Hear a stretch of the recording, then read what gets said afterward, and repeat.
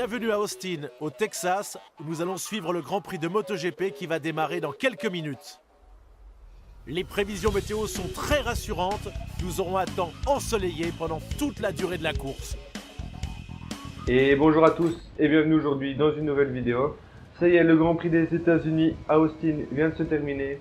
On a eu droit à un beau Grand Prix, faut l'avouer, avec, je vais quand même être franc, on s'attendait à une bagarre pour la première place entre Marc Marquez et Maverick Viñales qui n'a pas eu lieu. Mais bon, on peut quand même être très satisfait qu'il y ait eu d'autres acteurs qui nous ont livré du spectacle comme on aime en MotoGP. On va être que satisfait de ce Grand Prix. Un Grand Prix qui a eu lieu sous le soleil à Austin. On s'était quitté la dernière fois avec le Grand Prix d'Argentine où Maverick Viñales s'est imposé assez facilement, il faut le dire, devant Valentino Rossi. Valentino Rossi qui, on en reparlera plus tard, mais c'est quand même lui qui a fait sensation ce week-end.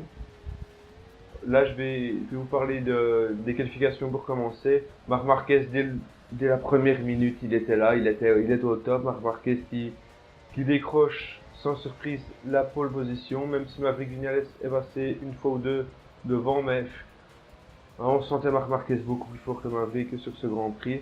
Même si on pensait que Maverick allait résister et pouvoir se battre avec lui. Maverick qui a un dixième derrière lui aux qualifications, qui fait le deuxième temps devant Valentino Rossi, troisième à 9 dixièmes. Rendez-vous compte que le troisième sera même ligne que le premier et à 9 dixièmes presque une seconde du premier, c'est énorme. La deuxième ligne est menée par la Honda de Dani Pedrosa. Dani Pedrosa est en forme en ce début de saison. Enfin, on sait qu'à Losail, c'est pas son circuit préféré et qu'il a chuté tout bêtement en Argentine.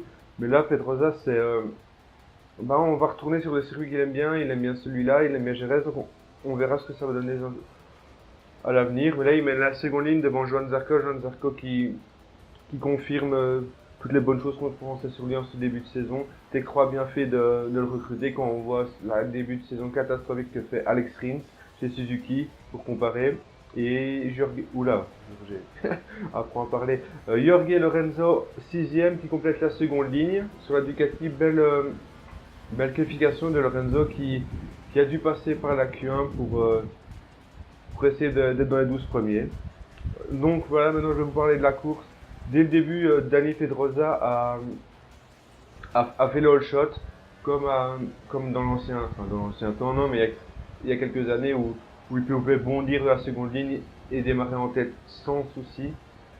Dani Pedrosa a mené devant Marc Marquez, Valentino Rossi, Johan Zarco, Jorge Lorenzo et Maverick Viñales dans le premier tour. Maverick Viñales qui a chuté dans les premiers tours.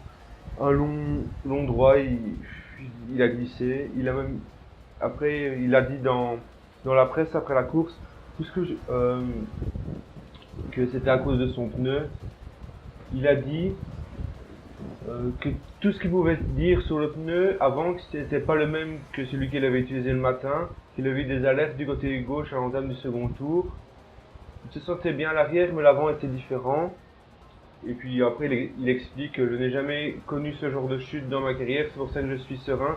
Ce n'est pas de notre faute, on va passer à autre chose. Donc, peut-être une pique envoyée à Michelin qui ne lui a pas donné les mêmes pneus.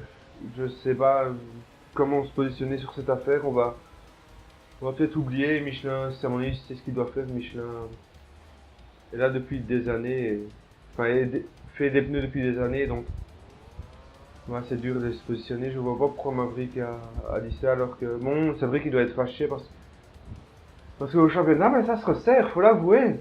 En parlant du championnat, bon, dans les débuts de course, Pedrosa mène, mais la bagarre est derrière entre Johan Zarco et Valentino Rossi. Dans les premiers pif-paf, dans les 3-4e virages, Johan Zarco essaie de passer Rossi à l'intérieur, mais il oblige Valentino Rossi à se relever et aller tout droit pour éviter de chuter. Évidemment, Valentino Rossi a gagné des dixièmes sur Johan Zarco. Voilà, faut se l'avouer, il a gagné des dixièmes, mais il a été pénalisé de 3 dixièmes par la direction de course. Bon, je trouve ça assez bizarre. Enfin, je pense, si j'avais été à leur place, que Rossi aurait dû laisser passer Johan toute façon, il allait quand même plus vite, Rossi, après, donc. Il serait peut-être pas revenu sur Dani Pedrosa, car oui, Dani Pedrosa a terminé troisième parce que Marc Marquez était beaucoup plus fort. Pourquoi je dis Maverick à chaque fois? Parce que Marc Marquez était bien plus fort et Marc Marquez a passé à la mi-course Dani Pedrosa, vaillant, et il s'est envolé pour sa première victoire de la saison. On peut se rappeler que la dernière victoire de Marc Marquez, c'était à Motegi lors de son titre l'année passée. Rendez-vous compte comme ça fait longtemps que Marc Marquez n'avait plus gagné une course. Vedino Rossi fait le bon résultat, il passe Dani Pedrosa à quelques tours de la fin et va chercher les points de la seconde place qui le propulse, écoutez-vous bien, à son âge, le vieux Vedino Rossi que tout le monde disait il est mort, à la première place du championnat avec 6 points d'avance sur Vinales et 18 sur Marc Marquez. Il arrive premier à Jerez, c'est fantastique ce qu'il fait. Là on va arriver en Europe, c'est des circuits que tout le monde connaît. Normalement, il n'y aura pas de facteur X qui va changer quelque chose. Et Valentino Rossi a gagné l'année passée à Jerez. Il faut se le rappeler de ça. Valentino Rossi qui enflamme le cœur de ses supporters en ce début de saison. Ensuite, Johann Zarco derrière. On va reparler après un peu de la course. Johann Zarco a reculé, enfin, vraiment un problème avec le pneu. C'est Cal Crutchlow qui termine 4ème. Dovizioso termine premier, pilote Ducati à la 6ème place, devant Iannone et Petrucci. Jorge Lorenzo, qui avait démarré de la 6ème place, termine 9ème, à 3 secondes de son coéquipier. On peut le critiquer facilement, c'est facile la critique, mais il est quand même qu'à 3 secondes de son coéquipier. Donc, pour retenir les choses positives, il s'est qualifié 6ème, il marque les points de la 9ème place à 3 secondes de son coéquipier. Il va arriver en Europe, là où c'est un peu plus familier. Il a fait déjà des tests à Jerez, donc j'espère que ça va aller mieux pour lui pour la suite. Jack Miller complète le top 10 devant Zarco, Redding, Rabat, Barbera et Bautista. Sam Lowe est tombé, tout comme Loris Bas, Paul Espargaro, Maverick Vinales, j'ai dit, et Karel Abraham. Le championnat du monde, mais je l'ai dit, c'est anecdotique, la place derrière Dovi 4, Crutchlow 5, Pedrosa 6, Johann Zarco premier rookie avec un point d'avance sur Jonas Folger alors qu'il est tombé au Qatar. Voilà, la vidéo c'est terminée, j'espère qu'elle vous a plu. J'ai parlé un peu de Maverick Vinales avec sa déclaration. En tout cas, le championnat est complètement relancé, alors que oui, c'est que la 3ème course, mais rendez-vous compte, Rossi mène, alors qu'on disait ouais, Vinales et Marquez vont être champions, enfin, vont se battre pour le titre facilement. Mais voilà, Rossi est là et on attend que ça, qu'il y ait de la bagarre devant avec Rossi, Marquez, Vinales lors du prochain Grand Prix, et même pourquoi pas Pedrosa, Lorenzo, Dovizioso, Calcocho. Ils peuvent tous venir tant qu'on a du spectacle. Allez, moi je vais vous laisser. Rendez-vous dans 2 semaines à Jerez. N'hésitez pas à aller voir mes réseaux sociaux, abonnez-vous et je vous souhaite une bonne fin de journée ou n'importe quoi. Allez, soyez heureux. Salut, bye.